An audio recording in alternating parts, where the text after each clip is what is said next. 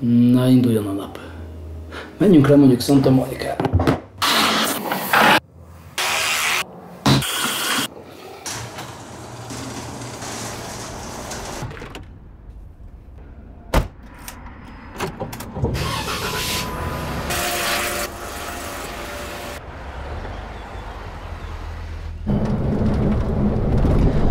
Mi lenne, hogyha az emberek megtanulnának tanulni? Pontosabban úgy dolgozni, hogy egyrészt élvezzék a munkájukat, a munkájuknak legyen mindig több célja, egyrészt, hogy elvégezzék az adott feladatot, másrészt, hogy megértsenek valamit a körülöttük lévő világból és saját magukból. Én ezt nevezném egy kreatív tanulásnak, tehát amikor valós problémákat oldanak meg, és a valós problémákon keresztül megértik a folyamatokat, de nem csak arra a problémára vonatkozóan, hanem úgy összességében mindenre. A tanulók azt hiszik, hogy a tanárnak kell megfelelni, ez így is van az iskolában, de valójában nem a tanárnak kell megfelelni, hanem saját maguknak ahhoz, hogy meg tudják oldani az életüket. Ha ebben elégtelen az, amit csinálnak, akkor elégtelen az eredmény. Ha az életben elégtelen az eredmény, az sikertelenséghez vezet. Az erdőben ez ilyen. Nem oldod meg a feladatodat, meg fog enni valami nagyobb állat.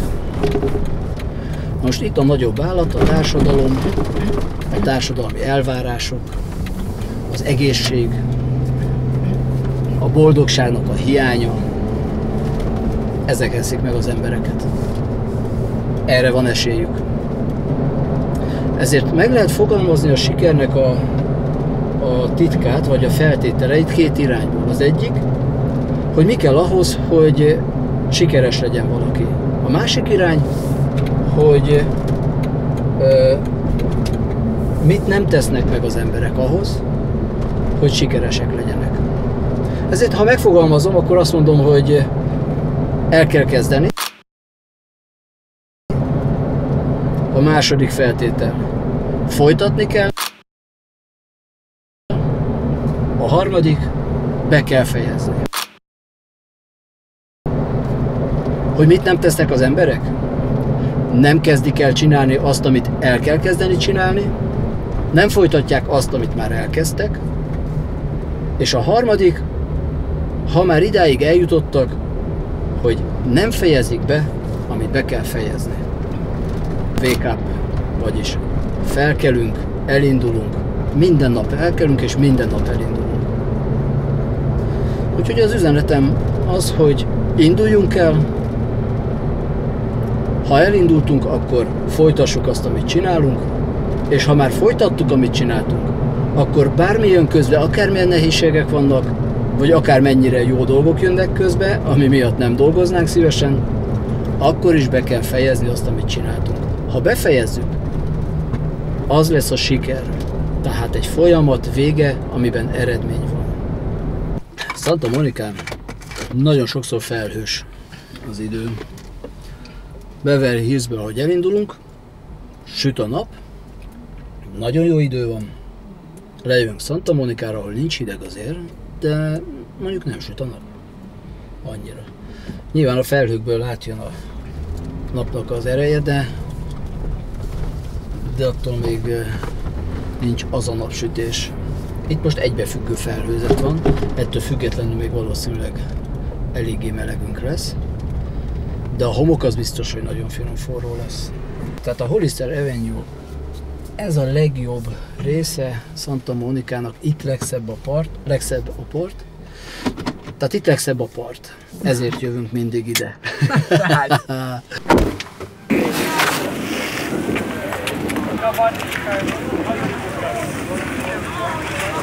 Nincs valami jó idő? Erre nem számítottam azért, hogy ennyire. Nem rossz ez, csak nagyon föl kell öltözni, és ugye amikor ide jön az ember, akkor nem arra gondol, hogy felöltözik. Emlékszem, amikor bandék egyszer kijöttek ide? Nem voltál itt, de még akkor fönn voltunk, ugye West Hollywoodban laktunk, és fölhívtak, hogy akkor találkozunk, mert itt vannak, és és megbeszéltük a találkozót itt a Santa Monica Beach-en, a Pírnél.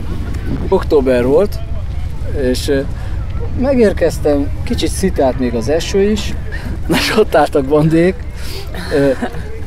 strandpapucsban, rövidgatya, póló, kurva hideg volt, egyszerűen meg lehetett fagyni. Én rendesen fölöltöztem, ahogy kellett, kabátba, hosszújúba, és akkor mondom, hát én meg mi van? Hát mi Los Angelesbe jöttünk, teljesen meg voltak fagyva, úgyhogy mentünk is inni West Hollywoodba, gyorsan, mert különben meghaltak volna. Na, irány a homok, le a cipővel. Nagyon kellemes itt minden. Emberek ide járnak röplabdázni, sportolni, edzeni, pihenni. Nagyon pihentető dolog az, hogy kiülünk ott a homokba, és nézzük az óceánt. Nézzük, ennyi a feladat. Hallgatjuk, nézzük az óceánt, és hát ami a 3 titok videóban leírtam, tehát azt itt forgattam, azt itt csináltam. Valóban meg kell csinálni azokat a feladatokat, és higgyétek el, hihetetlen más lesz a másnap, teljesen másképp fogjátok nézni a világot, teljesen másképp lesz a reakció a tevékenységeitekre. Úgyhogy érdemes nekiindulni.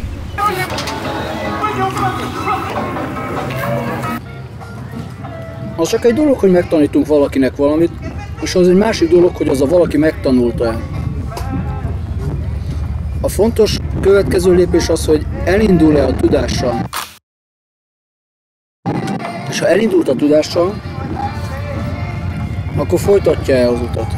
Ha a tudás mellé saját eredményeket akar valaki, akkor el kell indulni önállóan. Az nem jelenti azt, hogy magára hagyja a tanár a tanítványt, hanem el kell indulni önállóan. Saját eredmények, saját feladatok önálló megoldásával lehetséges.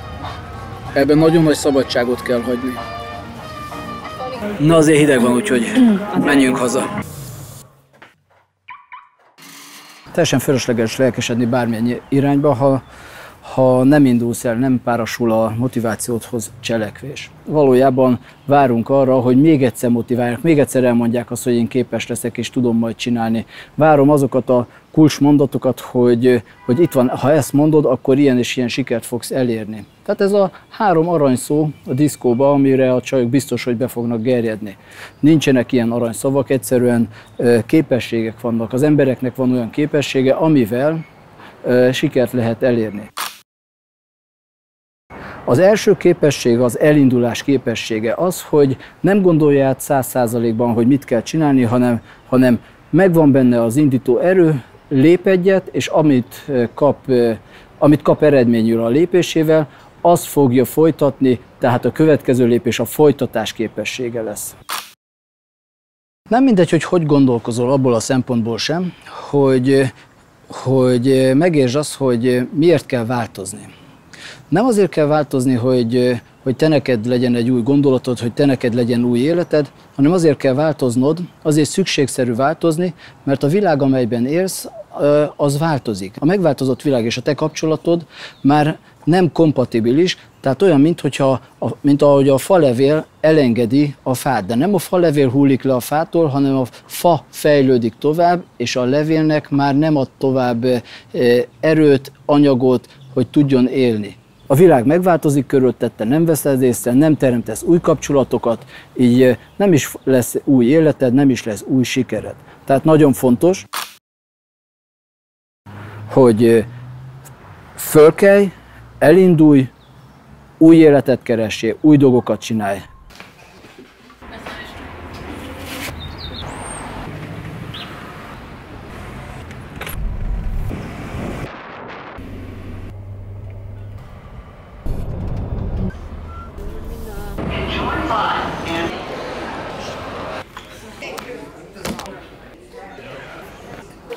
Az indulás mindenkinek nehéz, olyan, mint egy utazás. Az egész életedet berakod egyetlen kis bőrönbe, és ebben a bőrönbe cipeled magaddal. Az elején nagyon nehéz megszokni az új körülményeket. A későbbiekben mindez könnyebbé válik. Formálódik az életed, formálódik az utad, a történetek egyre színesebbek lesznek, egyre érdekesebbek lesznek, ilyen az utazás is, és ilyen a fejlődés is, ilyen amikor valaki fölkel, elindul, folytatja az útját, és majd megérkezik. Az életben nagyon nehéz meglátni azt, hogy hol kell megállni, hol kell abbahagyni, és hol kell tovább menni. Éppen ezért nehéz kérdés a folytatás. Utazásunk során sosem szoktunk megállni, ha megállunk, azt tudjuk, hogy idéglenesen tesszük egy tranzitváróba például, vagy egy átszállásnál.